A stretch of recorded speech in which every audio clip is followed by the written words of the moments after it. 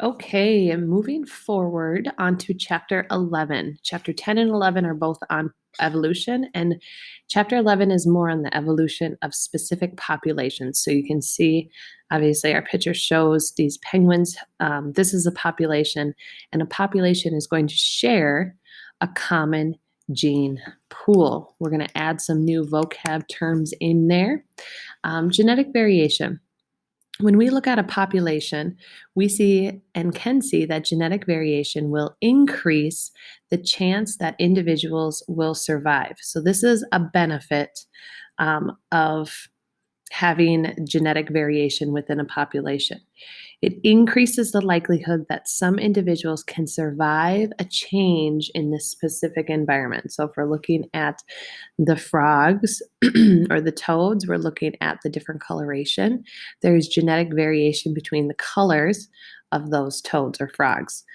And this is necessary for natural selection. So, um, in order for organisms to find food, find water, find shelter, mate, and pass on their traits, they have to be able to survive in a changing environment. And so, in this case, in this scenario, are the brown frogs more likely to survive in this environment, or are the green frogs most likely to survive in this environment? There's some competition that might go on, but genetic variation, the variation among the color of the toads, it's stored in the population's gene pool.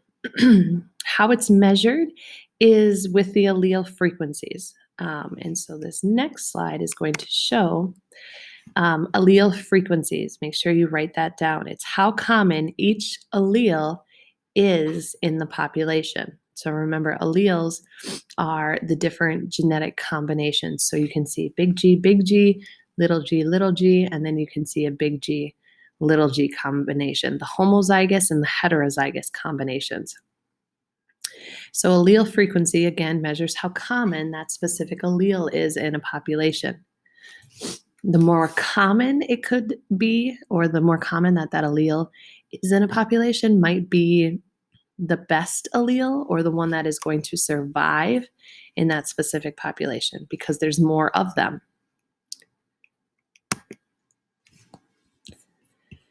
When we talk about genetic variation, it comes from several different sources. The two main sources are mutations and recombination. So make sure you write that down somewhere.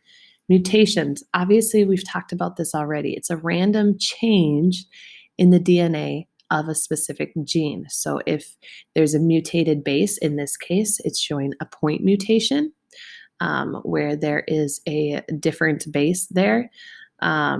It can form new alleles and it changes the protein that gets made. And these obviously can be passed on to offspring in the reproductive cells. So mutations can cause genetic variation.